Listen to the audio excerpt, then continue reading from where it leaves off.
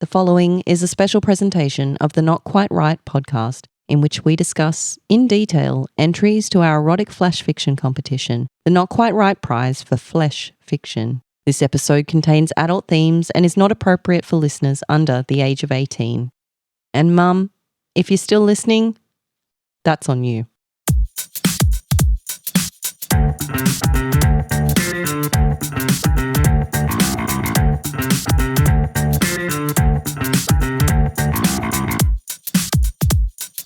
Something doesn't seem quite right. Well, hello. Hi. My name's Ed. And I'm Amanda. And welcome back to another Not Quite Right Baredevil. So Baredevils are people who have signed up for the honour and privilege of having their sexy story Hammered. Rammed. whatever verb you choose. Someone's getting fucked tonight.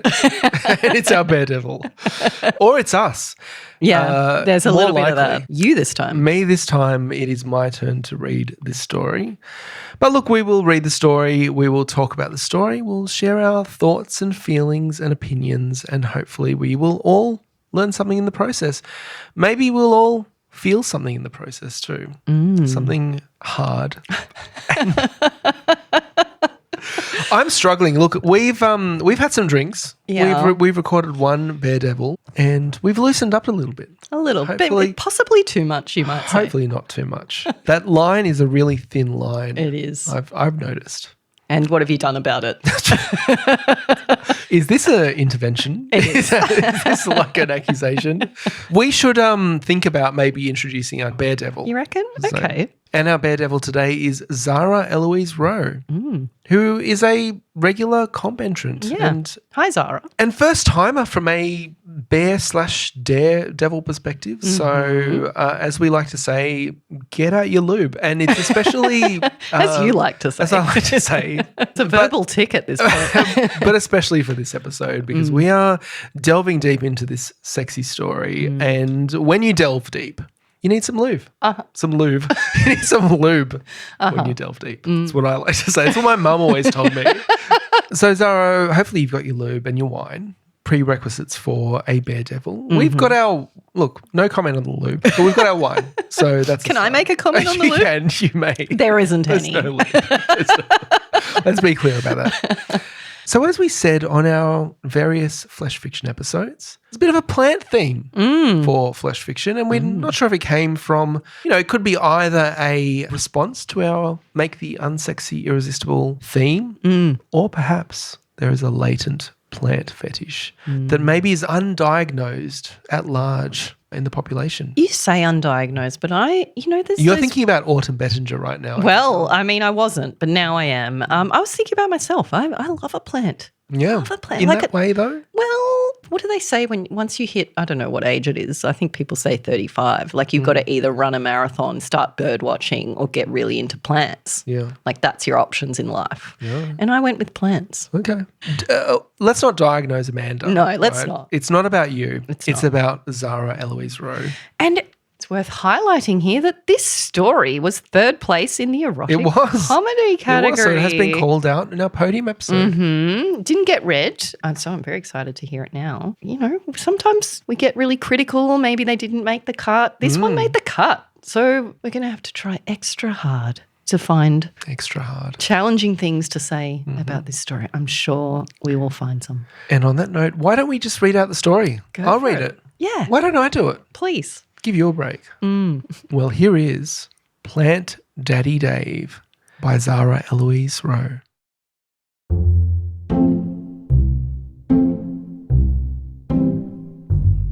Meet Dave. It's a drizzling Monday, and he's taken the day off. Because, well, why the fuck not? If he's going to be a cog in the corporate machine until he's decrepit, the least he's owed is his meagre allowance of paid days off. He pumps his morning wood with speed, fist thwacking against his hairless pubis. He forgoes the lube beside his bed and doesn't bother edging or gooning. This wank's as perfunctory as brushing his teeth. Before long, he tenses with the rigour of an orgasm. which he catches in his palm and spreads over his cock. His prized monument shrinks to its cornerstone, and he rolls out of bed to shower, revelling in his stress-free start to the day. Dave decided long ago he'd never settle down like his simping mates. He feels vindicated whenever they complain about controlling wives or gold-digging girlfriends. The only time Dave likes women is when he's fucking them. And he only fucks women he can D&D, dominate and discard. Dave emerges from his bathroom in dressing gown and Yeti slippers, sniffs some coke and pads downstairs. The curtains are drawn in his living room, but he doesn't worry about being disturbed. His suburban neighbours don't bother him because he doesn't indulge small talk or gossip. He lights a spliff, puts Wes Anderson's Fantastic Mr. Fox on his widescreen, then sinks into his couch. On his coffee table is the star of today's show, a tiny paper square with a smiley face. He ignores his dealer's advice to not try acid alone his first time and to emphatically avoid mixing it with other drugs. This tiny square won't conquer him, a real alpha male. He places it under his tongue and waits.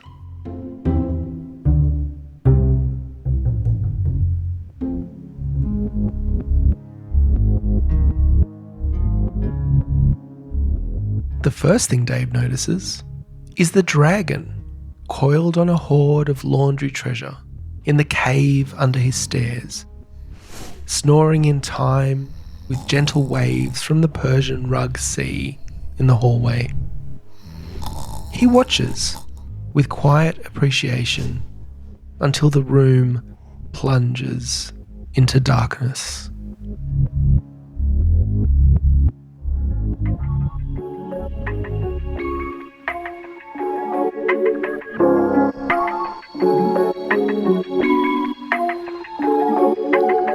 The film's finished, and Dave's bereft.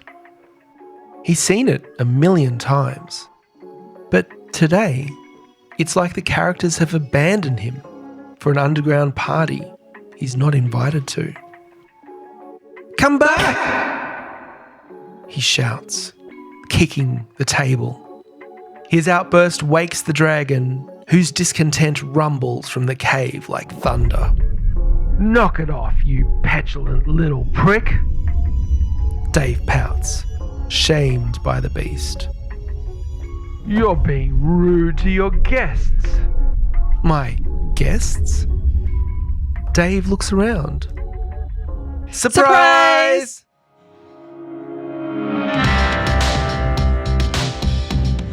The room's packed with people cheering for him, their honoured host. His heart swells. Nobody's ever thrown him a party. "Alexa, play Disco Biscuits," he says, clapping the mood lights on. The syncopated beat of Chic's La Freak shimmies inside him, and he works the room. He does lines with Bearskin and the Yetis, then referees a dance-off between the William Morris Birds and the Brass Monkey Mafia. Dave. Nymphs lure him to the ethereal portal of his framed waterhouse. He longs to be weightless in their waters, to become their Hylas, nestled in their soft, round breasts. But the portal won't let him in. Fuck! He needs to touch, to be touched. Even his hand won't satisfy this horny euphoria.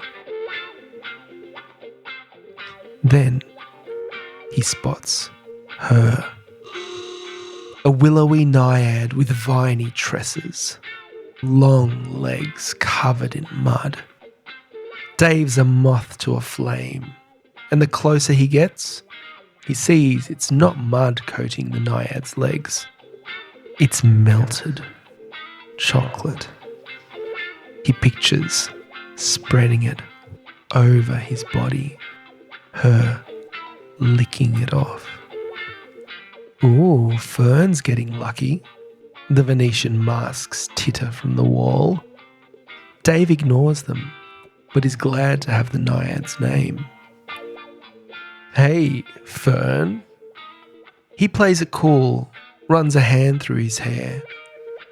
Wanna dance? She pulls him close. I thought you'd never ask. Her petrichor perfume wafts over him, and Dave grinds against her, pushed into sensory overload when her limbs multiply and roam his body. I want you, Fern, he growls, feral. I want you to ride my face until you squirt in my mouth, then beg me to fuck you hard. Fern grabs his chin, establishing dominance. You're a filthy little plant, Daddy, aren't you? Dave surrenders immediately. I'm a filthy little plant, Daddy, here to please you. Fern flicks her tongue inside his ear, sending shivers down his spine. Dave groans. Oh, no woman has ever brought him so close with so little foreplay. Pathetic. She pushes him away, laughing. Now get on the floor. Show everyone how desperate you are to please me. Dave kneels, eager to worship. He kisses Fern's feet, works tender bites up her chocolate-coated legs, finds her warm, wet pussy. Fern's prickly pubes chafe against his skin, but he buries his face inside her. Knowing his humiliation is being witnessed only makes him harder. He reaches for his straining cock, but Fern whips his hand away.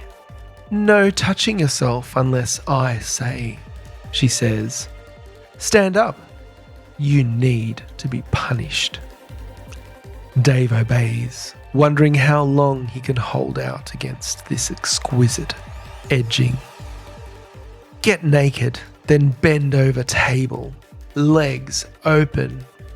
Table beckons Dave, who feels a tinge of insecurity in his buff chrome body. He strips down and assumes the position. Prince's sex shooter starts, and Fern's hips sway the funky beat.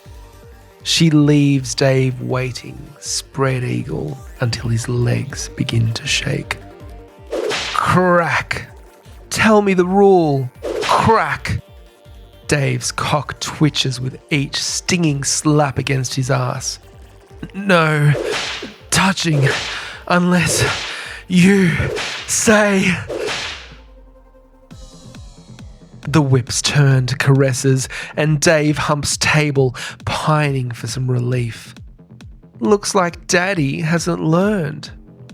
Who thinks I should punish his asshole? The revelers holler their agreement.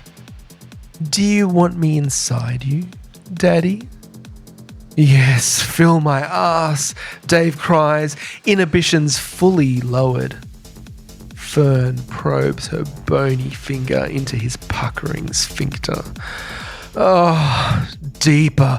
Oh, fuck, this feels good. What a greedy little ass, taking my whole finger. Dave gasps as Fern hits his G-spot. Please, can I come? He begs, humping table who bucks under him, scraping against the floor. Come for me, Fern orders. Dave shoots his cum over table. Then lays there, sheened in sweat, savouring the ecstasy as Fern pulls out. He turns, scoops her into his arms. Let's go somewhere quieter. He carries her from the room like a bride, but in the hallway, the Persian rug sea is tumultuous, and Dave isn't feeling brave. Come on, I know somewhere better. Dave grabs his keys and they skirt the choppy waters to the front door.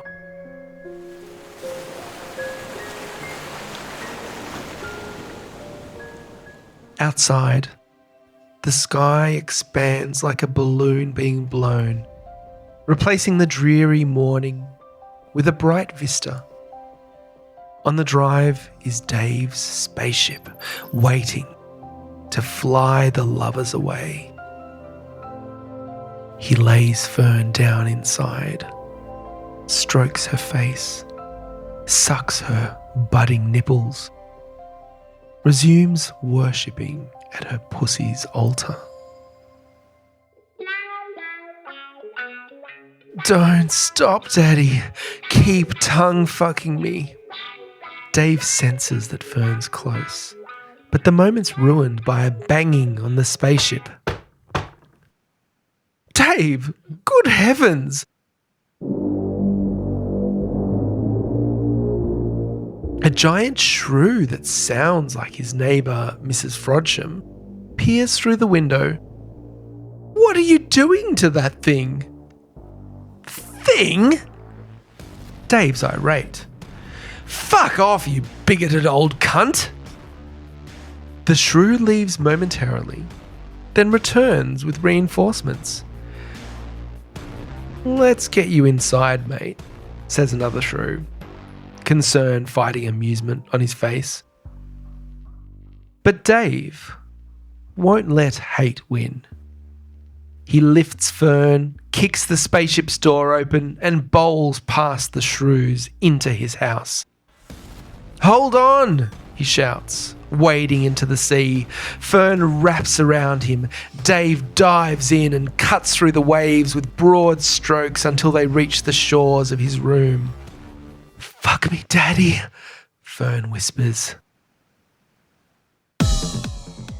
Dave's cock is sensitive from the day's efforts, but a chorus-backed sunlight beside the cloud bed illuminates his sacred lube.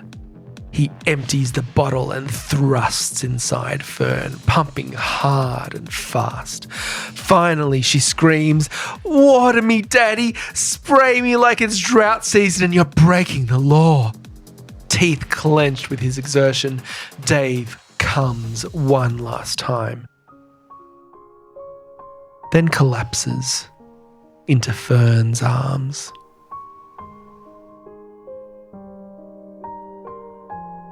Mr. Freeman, can you hear me? Dave's shaken awake by a hand on his shoulder. He tries to speak, but retches, his mouth clogged with soil. What's going on? We've had some concerned calls from your neighbours. A woman's voice this time. His vision focuses on the two police officers leaning over him, trying to keep a straight face. We're just performing a wellness check. Dave looks around. His pristine white sheets are smeared brown, and his weeping ficus is under the covers with him. I'm okay, officers. Just, His brain catches up. Adverse reaction to new medication. He throws some pants on and sees them out, registering the destruction of his hall runner from his earlier swimming. His traitorous keys dangle in the open front door, reminding him he went outside today. To cement his shame, the whole close is out enjoying the spectacle, including Mrs. Frodsham.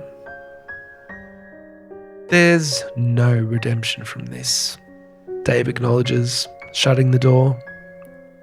He'll always be their naked neighbour who shagged a tree. Maybe, he thinks, ignoring Fern's faint pleas to rejoin her. It's time I got a girlfriend.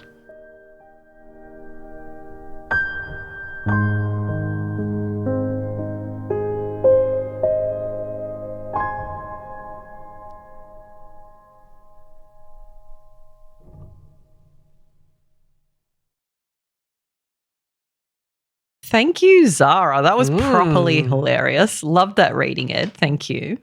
I've just brought something up on my phone. I just want you to consider this. Like, would you fuck this plant? This is a weeping This ficus. one in particular, I would say that it is lacking in visible orifices. That's as a start. Uh-huh. I'm not sexually attracted to that plant. No? But I'm also not on a whole bunch of LSD or whatever the fuck that What he was about on. this moment here? How do you feel about that? Now we're talking. Now that you're getting right into the I've zoomed in on the trunk, which is like a it it's does look like entwined. It's a it looks fig. like it's kind of They're sexual. that is a I don't little know look. if it's kind like, of sexual or if I've just been reading a lot of flash fiction. Yeah, I think you've been reading a lot of flash fiction. So thanks, Zara. And Zara has left us a message, so we'll play that now. Hey guys, Zarah Elouis-Ro here, coming to you from Liverpool in the UK. Just wanted to say a quick thank you for the flash fiction competition. It's been such an amazing experience from start to finish, and especially the editorial process with Amanda. Loved trading puns with you. So I have two questions for you both.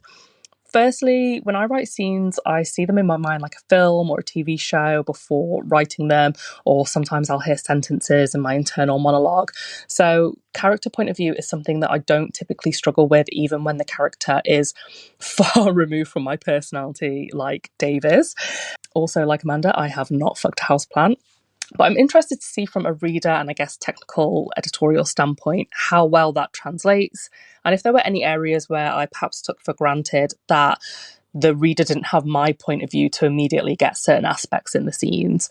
Secondly, what tips do you have for people writing outside of their genres aside from reading that genre? This was really out of my comfort zone, and one of the reasons I opted for the Baredevil was because I felt like if I could handle erotic fiction of mine being read aloud, I'd be able to handle anything as a writer, because I don't write comedy and all the erotic fiction I have written is confined to my notes app for some vague future use. So I'd be glad of any broadly transferable tips when it comes to writing outside of your preferred genres. Okay, thank you, bye.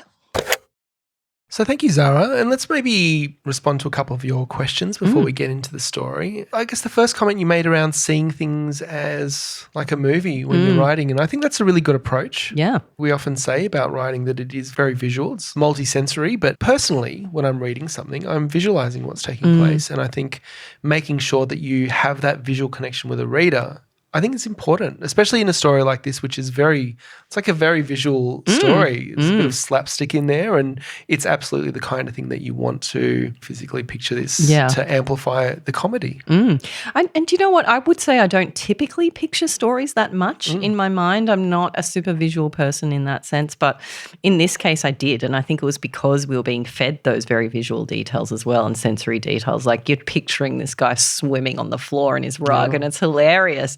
And Zara asked, like, how well did that translate? So I guess the question is, how well did I get the picture out of my head and onto the page so that someone else coming to this is seeing what I see? And I think probably pretty well. Like I can't speak to what Zara's image is versus what mine is, but like I said, I don't normally picture things, and I was picturing this whole thing. And so your second question, Zara, was around like how do you write outside your comfort zone almost, or outside your regular genre? The only thing I can add to this is just from my own experience of writing for flash fiction, which is outside of my comfort zone. And part of it for me, I didn't read a lot of erotica to do that really, and I haven't read all that much prior to flash fiction. I would say I've read a fair bit now. But probably the only advice I would give based on my experience is just to try to get comfortable being outside of your own comfort zone and try to connect with what that genre has to offer and what a reader gets out of that genre. Yeah. And push yourself to deliver that, because it may not be the thing you're used to delivering on the page, but if you can at least put yourself in that frame of mind, get uncomfortable and embrace that. And I think as an extension of that, when you say get uncomfortable, I think it's important to also get uncomfortable with a new genre. You can't expect to just start writing and be the expert. Yeah. I think you learn by doing. And I think there'd be a few people out there listening who started writing for this competition and who are now thinking that was fun. I want to do it again. Some of those people did really well, maybe surprised themselves in this competition. Other people maybe were disappointed by the outcome. But like if it's your first time, you can't expect to win, or like you might, you get lucky and you have other talents and they translate well, but it's okay to learn. It's okay to be shit at stuff for a while and to just learn. And I think we forget that as adults sometimes. Like we get to a point in our career where we kind of know what we're doing. We get to a point maybe where our children are old enough that we're like, well, we haven't killed them yet. I think that, they're doing okay. And all of these things where we get to this comfortable point, like speaking for myself in middle age, very comfortable, and we forget what it's like to be new at stuff and to suck at it and for that to just be fine. So as an extension of reading, which I think is great advice, absolutely read in the genre you want to write in, but also just bloody write in it, and that's okay. Yeah. And bring your own thing to it as well. You can also, of course, educate yourself. You can go and learn about, if it's erotic fiction, like what are the things about that make good erotic fiction. I published an article with Adult Matchmaker on that, and it had some tips. You can listen to these Baredevil episodes if you want some tips. But that's just our opinion. But it will start you thinking along that track of like, well, what is it about this genre that's different that I need to do that maybe I wasn't doing before? And I do think there are some very specific techniques that set erotic fiction apart. Some of those I think Zarah handles really well, like sensory detail, for example, is a big factor in erotic fiction, and I think this story delivered a lot of sensory detail. So I guess just keep doing it. Yeah. If you like it, have fun, just do it. Yeah, and you made the podium with this. So obviously you've got some talent, and we did love this story. It's a great comedy and very sexy. And the points I made about getting outside of your comfort zone, you certainly did. I mean, I assume you did. I assume this is not your comfort zone. Actually, I have to say, Zarah got a little bit defensive in that comment there when she left her voicemail. It's like, oh, and this is not me at all, and I've never fucked a houseplant, and I would say the same. I've never fucked a houseplant. Yeah, we can all comfortably say that right now. Let's get that on the table. None of us here has ever fucked a houseplant. On the table? Have you fucked a table? Capital T table. It shouldn't need to be said. No, I have not. I feel like Bill Clinton right now. Is it because you were intimidated by its buff chrome body, or? Why is this about me? I'm not the Baredevil. Okay, moving swiftly along, let's talk about the title because, A+, no notes on this one. This is a great title. Great fun. All the things we say about titles, recalls the story, is a lot of fun, is creative. Fits the tone. Sticks in your mind. Or we were on Rabbit's podcast the other day, a Rabbit's Podvan podcast, and this very story title came up and was a topic of conversation. Like it is on title alone a great story. And great title is one thing, and then having the story back it up is another thing, and the story 100% backs it up, but this is a case of the title elevating the story elevating the title, and it's like this great feedback loop that makes everything better. I'm trying to not go in a sexual direction with these references. So yeah. So far, so good. All right, so let's get into the story, and we are not going line by line because we will be here all bloody night. I tell you what, though, I went line by line with Zarah in the edits for the collection, and it was fun. It's fun to get into the weeds, if you will, on this story. I'm sure probably a lot of what I'm going to say is not going to be a surprise to Zarah right now, but we will share it with everyone. Okay, well, fill us in then, Amanda. Let's talk about the opening. Fill you in? Like a pot, let's say. Well, look, I did get into the detail, and we don't necessarily have to go that level of detail. All right. Well, let's just start with the opening, which is meet Dave. It's a drizzling Monday, and he's taken the day off because, well, why the fuck not? If he's going to be a cog in the corporate machine until he's decrepit, the least he's owed is his meagre allowance of paid days off. Relatable. It's totally relatable and sets up a character that we can all relate to, but also, great voice from the outset. The whole meet Dave thing, I think, works really well here and creates that fun atmosphere right off the bat. We know he's got a day off. We know he's got time to do what he's about to do, so we're not stressed about what else he has going on in his life, I guess. That's the least of our worries. Yeah. And, straight into that he pumps his morning wood with speed. And what I loved about this part of the scene as well is we've got his great voice, but we're also getting hints about who he is as a person. So these lines like he doesn't bother edging or gooning, these are kind of like chronically online terms, I would say, men's terms. And that starts to give you a hint at like who he is. Also his hairless pubis, like that he trims his pubes maybe to make his member appear larger. I don't know. Where'd you get that information? Well, from the internet. Where you spend too much time? Okay. Well, I guess we're left to question why, maybe is the point there. But this, in particular, I really love this line. His prized monument shrinks to its cornerstone. I love that one too. Love it. And we've got this sort of offset between this like chronically online kind of, shall I say, loser kind of guy versus this view he has of himself. Like he's got this expensive artwork kind of thing. He's got a Persian rug and, his prized monument and all of that. He's got this view of himself, but then maybe the reality is a little bit different. And I think all of that is building a very strong picture and it's really fun as well, like that contradiction. So all of that is fantastic. And it has to be said that this was a third placing story. So a lot of my feedback when we were going through the editing process was like, I love this bit. I love this bit. I love this bit too. And I think that's how it went going through. And we did get into detail at certain points of like, switch this word around and like break this sentence up. So we did get down to that level.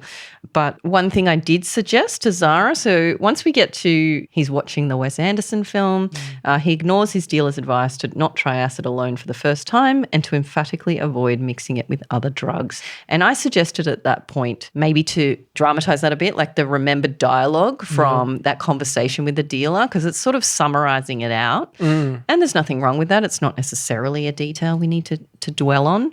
But yeah, what's he actually remembering there? Like this, it's sort of a little bit of a mouthful, to emphatically avoid mixing it with other drugs. Like, is that what he's thinking or is he actually remembering what the dealer's saying? So what I did also love was how quickly and easily Zarah dropped us into this hallucination. Like 1 minute he's watching a movie, the next minute there's a dragon under the stairs and none of us are questioning anything. We've set up, we're ready to go. When the dragon appears, it's not a shock. Yeah, there's no time passes moment here. We're just straight in, which makes a lot of sense. We know enough about Dave to move on at this point. We've got our setup. I did, however, suggest a scene break there. We didn't have one. So, and that's more from a print publishing point of view, that you have a double line break and, start a new scene. Some people separate it with little asterisks or whatever, but it just gives you that beat to realise time's passed, okay, and you don't even have to say that. One thing that I found a little difficult was there was this mention of the Wes Anderson film, but I actually lost that. And I think you probably covered it well when you were reading there, but I didn't really register that he was watching a film. And so that kind of confused me a little. And maybe that's just reflective of me not paying enough attention. But sometimes I think if a detail's kind of just dropped in, you risk the reader forgetting. You've mentioned it. And that's where beta readers can come in and go, hang on, I forgot he was watching a film. Can you sort of put in a little reminder of that? And so that's that role there in the editing process as well, to just say, here's my experience as a reader. It may not be everyone, but that bit was lost on me. Yeah, I mean, there's some minor points there and just around the film. It's not really critical to the plot. And I wonder if it's the idea of watching a movie like Fantastic Mr. Fox with its like weird animations is what's setting up kind of the visuals of this next scene. But it's not actually that critical to the plot, and he could be doing anything. He's watching the movie, he takes the drugs, and then the movie ends. I think maybe that's the issue. It was kind of glossed over so quickly that we didn't really ever linger in that moment long enough for it to register that that's what he was doing. I mean, and maybe this comes back to Zarah's question where she's saying, I can picture this all in my mind. Yeah. How well is that translating? Well, maybe that's an example of a moment where, as Zarah's writing, she's picturing him on the couch and he's watching this film, and there's a whole extra bit of like direction that happens there that didn't actually come onto the page, where he sits in front of the TV and he's watching it for a little while before he has this moment. I feel like there was maybe an opportunity there because while Fantastic Mr. Fox, it's been a long time since I've seen that movie. But I've never seen it, so. But thematically, does it fit really what you're trying to say here. And it, to some degree, again, the quirkiness of it and the weird stuff happening might lead in. But I wonder if it would be better to have a movie like, what's the one from the 80s with the carnivorous plant, Little Shop of Horrors or something like that. You know, something plant related that features a plant quite heavily that might then inspire the next moments with the plant. Maybe there is that moment in Fantastic Mr. Fox that I'm forgetting about because, again, it has been a while. But yeah, maybe thematically, if you're kind of going into plants, what is the trigger that makes plants in this state of mind that he's in that makes plants become the focal point for him? Yeah, I don't know. I mean, there's a lot of options here because you could take it a lot of different ways. I don't know Fantastic Mr. Fox. So that's another issue, I guess, that you're trying to create something but maybe not all readers are really picking up on because it's not enough of a pop culture reference for everyone to sort of reliably get it like you might with like Jurassic Park or something, like something more popular. Than is there a movie that's more reflective of who he is as a person as well? Like what kind of movie would Dave watch? Like if he's the kind of person who's maybe a bit of a loser but who has a pretty high view of himself? I think that does hit that. Because, you know, not to generalise, but it is a bit of a film bro movie. Okay, right. You know, for a certain type. So that could be the angle. Well, I mean, clearly it is, and I guess that's just a part that was lost on me, but it didn't matter. Like it's not like I was confused. I just moved on and didn't notice it, I guess. And maybe had I been more familiar with the movie, maybe that moment would have resonated with me more and I wouldn't have had that issue of sort of forgetting he was watching the film and stuff. But look, then we get the dragon, right? And again, that kind of idea of, well, we're going from Fantastic Mr. Fox to dragon to plant. And while it is all tied up in the drug kind of induced thing, maybe there's an opportunity to make it a little bit more cohesive in terms of the characters, the cast of characters that are coming out. I don't know, the dragon, where does it come from? In the inputs into this acid trip don't speak to a dragon to me, if that makes sense. Not that it's terribly out of place. Like if he's on drugs and he's hallucinating, a dragon might be the kind of thing that you see. But I'm just not sure where it's coming from, I guess. I guess in a movie you might start with, as we have here, the items in the room. And then, and they get foreshadowed earlier in the movie. You know, he interacts with these items in his home earlier in the film. And then once his acid trip hits, they all start to pay off because they're coming back again. So I think that works. Like we haven't, I guess, really been introduced to all of those items before they start appearing in the hallucination. But if this was a film, you would have perhaps seen them. And maybe there's an opportunity there to refine it. One thing I did challenge in my feedback to Zarah was just around the items that are in Dave's home and how that resonated with me in terms of his characters. So there's this mention of a framed waterhouse, and I'm not familiar with that name. I'm not big into art. So, you know, we just casually mention waterhouse. That's a little bit of assumed knowledge there. But once I looked it up, I'm thinking, okay, this is interesting that this guy would have this painting in his home. It was interesting to me that he would have a Persian rug in his home, that he would have Venetian masks on the wall. It didn't fit, I guess, with, you know, you're saying film bro, like it didn't fit with this view I had of him being sort of chronically online and stuff like that. Certainly fit from a sense of he likes fancy things and he likes to sort of surround himself with fancy things. They make him feel like a big man. But I don't know, the choice of things, like there was sort of a femininity about it a little bit and things like that to me weren't playing into or feeding into that character that had been established in the start with the edging and the gooning and all of this sort of stuff. So I did challenge some of that. Zarah pushed back on some of that. So those items remain, but like the nymphs, like I just wasn't sure, is this the guy who's picturing nymphs as the first thing and, you know, that he pictures when he's having this hallucination? I don't know. My opinion is that it doesn't fit, but it does add a bit of colour too that is maybe unexpected and interesting. I think something to be said for, you know, maybe throwing in a few details that set up your character. You could give the online references, the movie, maybe one other thing, and then let the reader kind of put those together and get a picture of the character. But it could be the case that if you start adding to that, it gets a little bit muddled because now you might be thinking about 2 or 3 different kinds of people that might have some of those qualities, but not necessarily all of those qualities. And now you're trying to pack in quite a complex character into a story.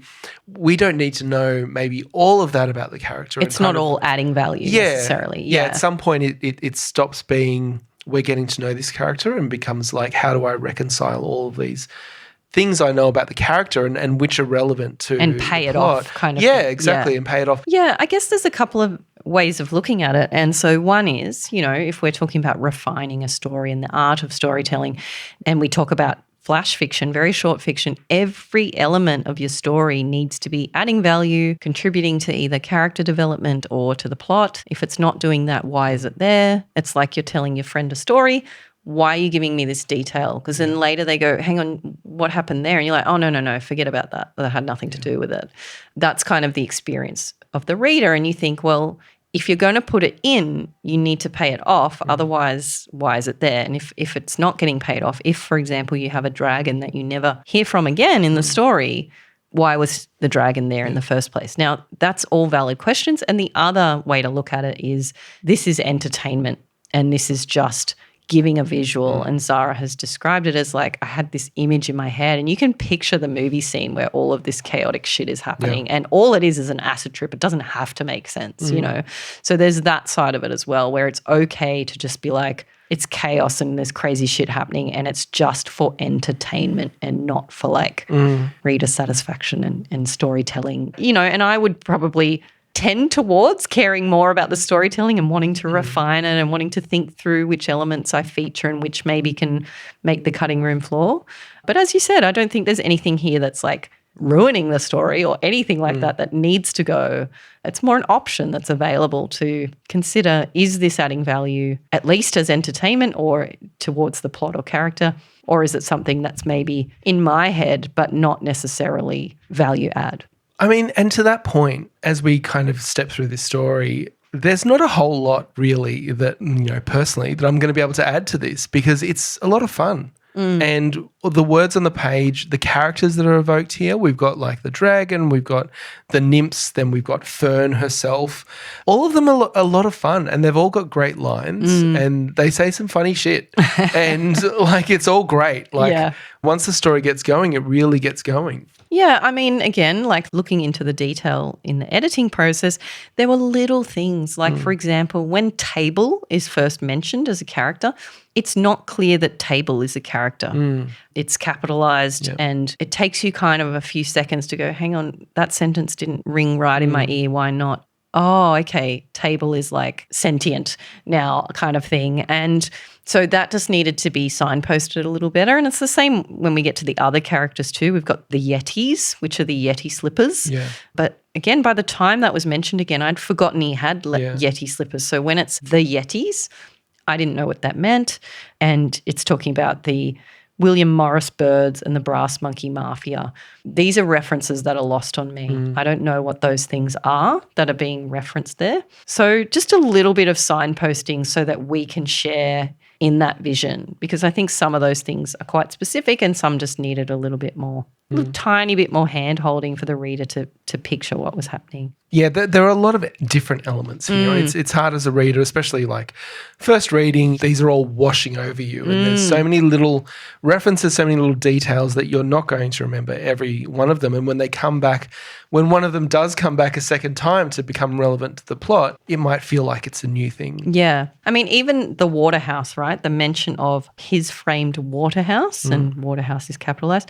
I didn't immediately picture a painting. In hindsight, that's obvious. But at the time, my brain, I will tell you, my brain was Waterhouse like a pool house, like it was a building, which, okay, is wrong, and that's me. But like, I didn't see a painting there. So if we're sort of assuming people know what a Waterhouse is and what Venetian masks are, I know what Venetian masks are, so that one was okay for me, but might not be okay for other readers as well. So yeah, like I think maybe some of these things are a little too casually mentioned as if we might know what they are. And as you say, there's quite a few of them. So maybe just if we were able to reduce the number of them, we could maybe linger on them a little bit more and let them have a little bit more meaning than just they're there. Like what else are they bringing? What's the subtext of a Venetian mask? What's the subtext of a Persian rug? Like what, apart from just being there in this scene, what else are they giving us? But so many great lines in this that were really fun to read, like, water me daddy, spray me like it's drought season and you're breaking the law. I love that. And I think, look, I think lines like that really can just carry a story. If you've got enough surprising kind of moments like that, I actually suggested an edit to that line Yeah. to say, hose me, daddy. Yeah, but I like that as well. Like it's single effect. Yeah, look, a couple of technical things that might be helpful to other writers in this story. So one of the things I pulled up a couple of times was, so we've got the line, Dave's cock twitches with each stinging slap against his ass. And nothing wrong with that. But something that I would often suggest is to describe the actions in the order that they occur. So the slap happens before his cock twitches. I can't believe I'm saying this, but like really, if the reader's following along, which bit are they seeing first? Yeah. And if we're seeing it out of order, then it can be a little bit confusing. So there are a couple of instances of that, but that's easily fixed. Yeah, and it's minor, but it does take a moment as a reader to like shuffle things in your mind as you kind of replay that scene. Yeah, so like another example, Dave gasps as Fern hits his G-spot. And I mean, this is possibly a personal pet peeve or preference sort of thing, but something's happening as something else is happening. And sometimes that's appropriate, but more often than not, I prefer to just have the action happen. So Fern hits his G-spot, then he gasps. He's not gasping and it's happening. It's like a cause and effect thing. So not happening at once, but something caused the other thing to happen, even if it's a split second later. It does often mean, I mean, if you're going to rephrase things that way, it does mean that you've got to split it into two sentences really and add a little bit more to it sometimes. it's just and. Fern hits his G-spot and Dave gasps. It's just and. It's not an extra word or anything. Like, again, personal preference. And, you know, that's probably not an example that's particularly triggering for me, but there are others where it's like those two things aren't happening at the same time. They are happening separately to each other, and I don't think it's appropriate to sort of describe them as if they're happening at the same time. Yeah. Another line that I guess I challenged was, outside the sky expands like a balloon being blown, replacing the dreary morning with a bright vista. I suggested instead, outside the sky expands like a bright balloon. That's it. Yeah. I think that idea of it expanding like a balloon is really beautiful, and I think that's the thing you want to emphasize, so you just get rid of everything else. If you've ever taken a lot of drugs and stepped outside, like that's a pretty good description of what happens. Does it make the sound effect too, like that stretching rubber sound effect? So let's go into, I guess, the climax and the ending. And look, what I just want to call out as we look at that climax, that Zarah hasn't shied away from a little bit of explicitness. Yeah, like we're getting some tongue fucking, we're getting some pussy action, even though it's plant pussy. We all understand it's action, it's explicit. Love to see it. Yeah, and what is also really fun is when you're reading this knowing it's a fucking houseplant. Yeah. And then the narrator is talking about him coming back in and he's wading through the Persian rug sea, and then he's like, there's dirt everywhere and the plant's with him in the bed, and you're just picturing what's actually happening. And as the reader, Dave's not in on it yet. You're watching it. You know exactly what's happening, and it's fucking hilarious. And then when the other characters start to come in, he comes to and there's police officers there and they're trying hard not to laugh. It's just like chef's kiss. Yeah. Great moment. Yeah, and I think the way that kind of the whole wrap up of the story is handled, I think that's quite good. I think it's pretty much the logical conclusion to this story is that like the drugs wear off at some point and he has to face reality. I feel like he gets off a bit lightly though after those escapades. He was outside. Naked, having sex with a plant. And I feel like the repercussions might be a little bit more severe under some circumstances. So I don't know, but Let's not test that theory. He's contrite. And that moment though where he looks at the door and the keys are in the open door and he's like, I went outside today. Yeah. That's such a good moment. But as you say, maybe the reaction could have been hit a little bit harder there. But because it's a comedy, I guess we don't want to go too far into the dark side either. Yeah, and I'm not sure what the best moment to leave the story on is. So we end the story on it's time I got a girlfriend. So I guess a few options. You can leave it there on that thought. It's time I got a girlfriend. That kind of links back to maybe the kind of person this character is. I like that though. I like this idea of this circularity, and it is that, right? We come in, he's like taking a day off work, he's chronically online, he's just masturbating all the time. And then we get to the end and it's like, okay, too far. Like I've gone too far and I need a girlfriend. I think that's great. great. I actually really liked that as an ending. One thing I did suggest to Zarah was maybe bringing in Mrs. Frodsham and her husband again. Like they're mentioned sort of in passing at the ending there, like the neighbours have made a call and all that sort of thing. But to, again, pay that off, you've got those characters and now you've introduced police as well. Okay, that's fine because that's escalating. But like, let's let those characters do some of this wrap up, not just he's all in his head like, oh shit, this is happening. But like, what's the dialogue between him and Mrs. Frodsham now? I think that's a great idea. What if Mrs. Frodsham had turned up instead of the police, like, and she was holding a little pot and spade or something along those lines? Hello.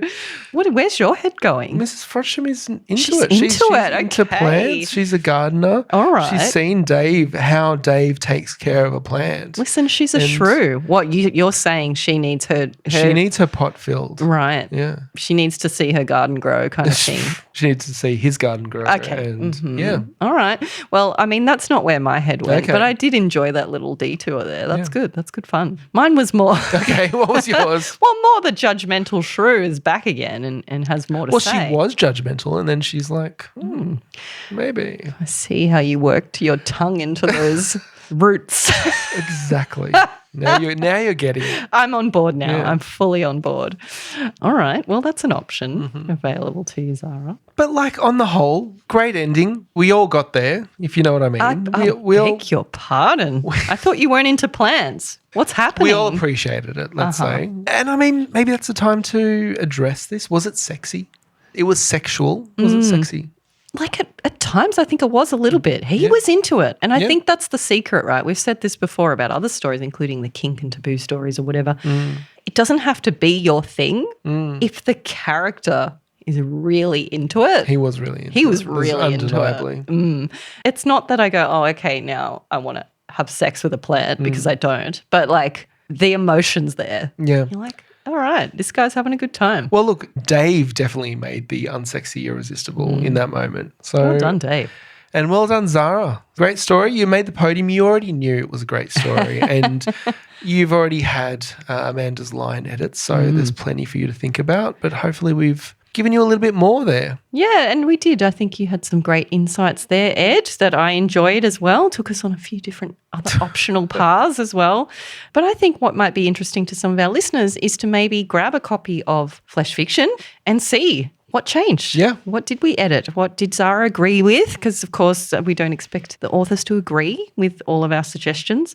What stayed? What went? How did things change? And, yeah, just compare. And we haven't mentioned it on the previous Baredevil, which is like so stupid of us. But Flesh Fiction is available on our website right now. If you head over to the website and click on the books link in the menu. Yes, please do buy a copy. Please do tell all of your friends. We would love for this book to like go viral and for every author in this book to just become insta-famous overnight because they bloody deserve it. Yeah. And 31 stories in that book, so of which Zarah's is one in the first volume, plus another 2 volumes coming out this year. It's like fucking 90 stories or something. I mean, It's just like my maths is not that great. But it's like a Persian rug sea of smut. sea of cum. All right, let's cut to the chase. You men are always cutting to the chase. God damn it. Skipping the foreplay, cum.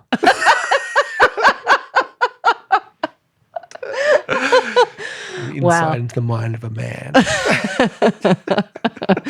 But thank you, Zarah. That was a wonderful story. And look, we loved reading it the first time. We loved reading it the second time. And we are looking forward to publishing it and sharing it with the world in its final form, in its edited, polished form. I will say, even though this story came third, it is still a huge act of bravery to put it out there, to put your name on it and to say, I made this with my own brain. Yes. You know, I'm here for it, obviously. I absolutely loved it. And you found your audience. So thank you so much. And thank you for submitting to like all the detailed critique and for being such a willing critique partner in that editing process as well, because it does make it go a lot smoother. Yeah. But yeah, that brings us to the end of this Baredevil. But we couldn't let you go without a little verbal spanking. Get off that lightly. No, so our resident Dom, Elise, is here to give you a little message.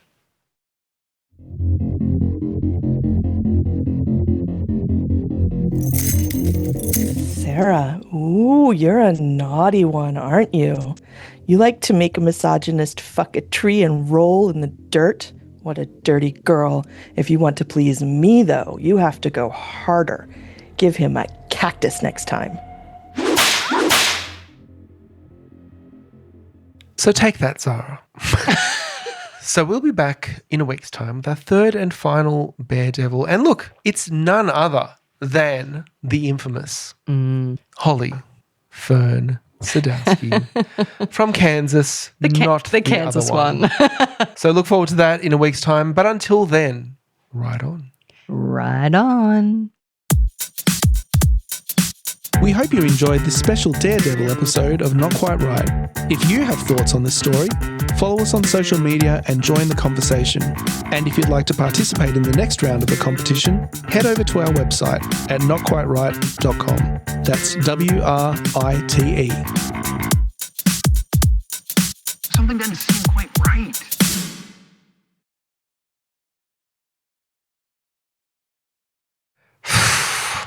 What's wrong with me? You're drunk. I'm all You're right. giving drunk.